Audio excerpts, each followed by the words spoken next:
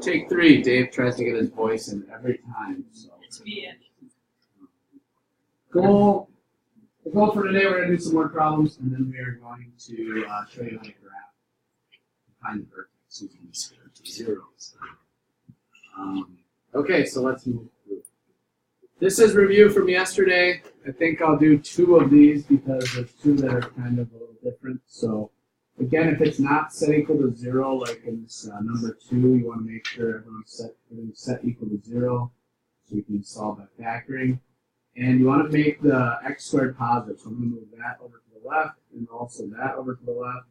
So I will have positive 2x squared plus 7x minus 15. And since it's solved by factoring section, this should factor.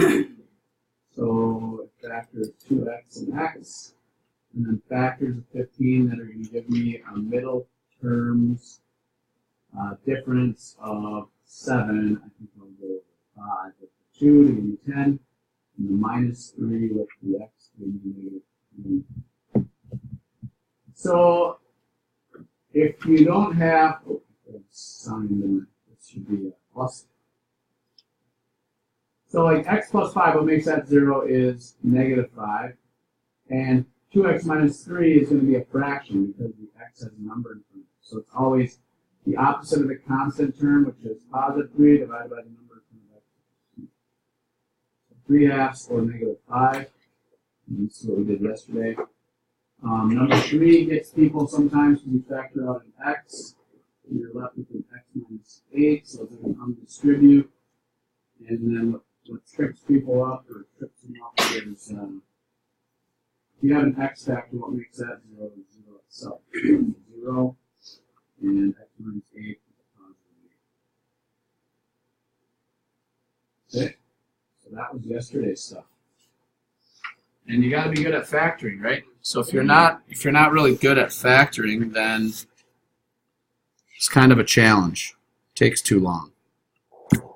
Next page, we're going to talk about some applications. I think we talked about this yesterday with the soccer ball. But any projectile, you can have a general model for that equation. How you can respect the time is -16t squared plus v sub 0t, that's initial velocity. So whatever your upward velocity is, plus the height, and then times 0. So the -16 stays the same. That's gravity on Earth. B sub 0 is something that will be determined in the problem. So if we have a golf ball hit from the ground level, that's some information. Ground level. What does that tell us? H sub 0 is 0. Okay, so that's 0. Okay. With an initial vertical velocity of 80 feet per second, that's going to be V sub 0 is 80. And -16 stays the same because that is gravity on Earth. So after how many seconds will the ball hit the ground? So if I just drew a little picture here, just a little sketch of what this might look like, it might be something like starting at 0, 0, to go, and then it hits the ground again. Right? So I know that one of the zeros is going to be 0, 0. That's where it starts out at 0. And if I look at my equation and I factor it, the factored equation would be -16. -16t. -16t, factor out a -16t, and then left with t minus 5. So if I undistribute a -16t from this equation above, like using -16t squared plus 80t, I'm going to have 0 is going to be true when the height is 0, t is 0, and also when t is 5. So this point right here is going to be 5, 0. And what that means is after 5 seconds, that is going to hit the ground again. So when t is 5, h of t is 0. So that would be 5 seconds. Reminds me of a little story when I was golfing around the fairway one time. And this guy was closing off the green. And he waved us on. So I went and gave him like 200. Okay. Figured the guy saw it. It hit him in the stomach, in the air. All of a sudden, this guy's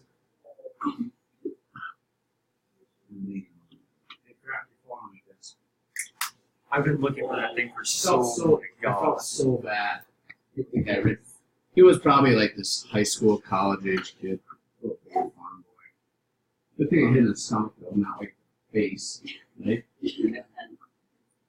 That's like as close as I'll ever get to the hole in one. Anyway. Football kicked from the ground. Oh yeah, this reminds me of a story once. Okay, we're gonna skip this one. This is the same question but different. You guys okay with skipping it? Yes. Yeah. Alright. Yes, toy rocket. Ooh, a toy rocket. Question. Nope, this one does. Okay, it's kicked from the ground. That's why I skipped it, because it's literally the same as the one we just did. A toy rocket launched from 2 feet above the ground. Ooh, 2 feet above the ground. Now h sub 0, it has a value. So when I write the motto or the equation, height respect to time, negative 16t squared is always the same. And then the initial velocity is a whopping 4 feet per second. So this is 4 feet per second plus the initial height, which is 2 this time. So now we want to factor this, and we can take out negative 2. Remember, you want to take out a negative because you want that first term. Now we have 8t squared plus 2 minus 2t minus 1.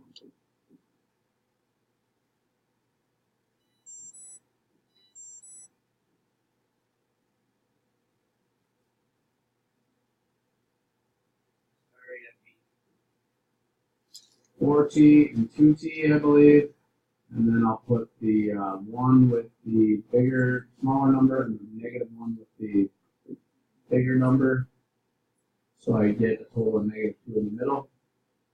And so t in this case is negative 1/4 of a second, which doesn't make any sense, and t in this case is positive 1/2. So if you sketch this one, we made a little sketch of this one. It would be like, let's start with a little bit on that side, and it actually, half a second is probably not very good. But this is negative 1/4 over there, and this is a half. It's really not near that long. It just kind of goes like, boom. Just like, it's a little funny rocket. Yeah, Dylan? Did you have to convert? It was 2 feet above the ground, but it was like 4 inches per second. You have to convert it to feet or inches. Yeah. Yeah, you'd have to go on.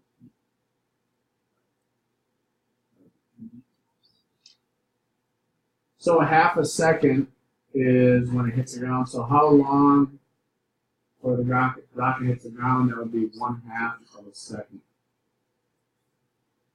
All right, so just being able to use that model. Okay, last thing we're going to talk about is graphing these functions when we're solving and finding the zeros. So we can actually find the vertex when you find the zeros pretty easily. So I'll show you what I'm talking about. This function up here factors x plus 6, x minus 2, right? Okay, which means it's going to have zeros of negative 6 and positive 2. Okay, and those are zeros are actual points. It's like an x-intercept or a 0 or a root. And so it's really 6, 0, negative 6, 0, and 2, 0. So if we graph that, and put that on the graph, those 2 points are going to be on our graph. It'll be like 1, 2, 3, 4, 5, 1, 2, 3, 4, 5, 6. Okay? So because a parabola is symmetrical, our axis of symmetry is always going to be right in the middle of those 2 points. If you have any 2 points that are at the same level horizontally, the same y value, halfway between them is going to be your axis of symmetry. So what is halfway between negative 6 and 2? How do you find halfway? Only we had some like midpoint formula that we learned in geometry. Or if only we could just find an average or something. You know, add them up and divide by how many there are. So add them up and we get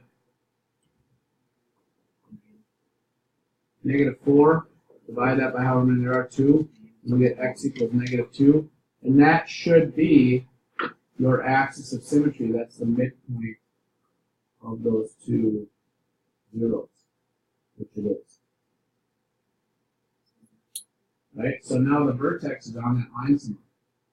So what we also just discovered was the x value of my vertex was negative 2.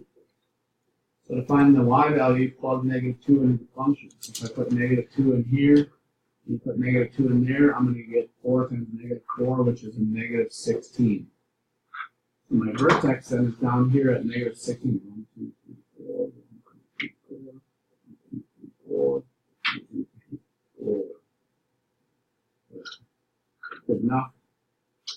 My y-intercept is going to be when x is 0, so that's going to be 0, 0, 12. So 0, negative 12 is my y-intercept. So that's like somewhere around here.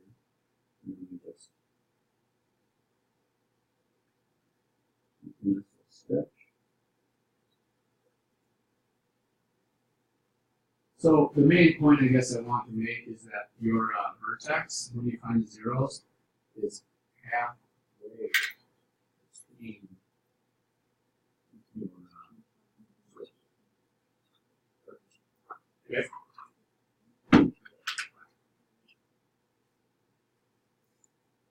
All right, same thing over here is a little bit different because this is the difference of 2 squares.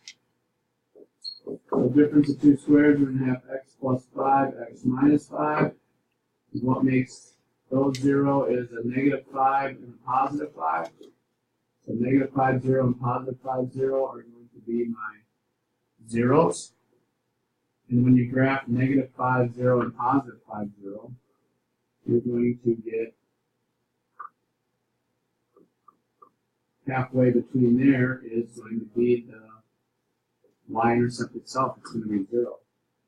In this case, the y-intercept and the vertex are the same.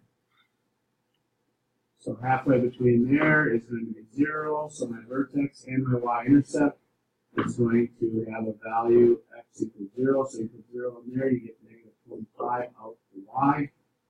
So my y value is going to be all the way down here. Let's just call it right there at negative 25.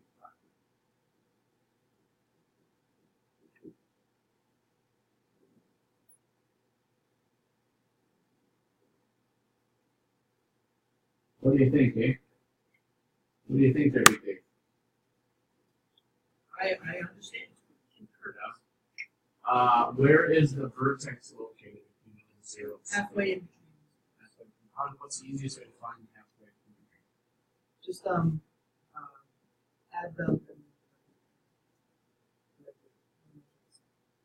Add them and divide by 2. Find the average of 2 things. Add them and divide by 2. That's how you find like midpoint formula, right? x1 plus x2 divided by 2. y1 plus y2 divided by 2. But we don't have to do the y's because they're at the same level. So the average of the 2 same numbers. Okay, I want you guys to have a good weekend. Okay, we got plenty of work time this time, and it was under 15 minutes. Woo!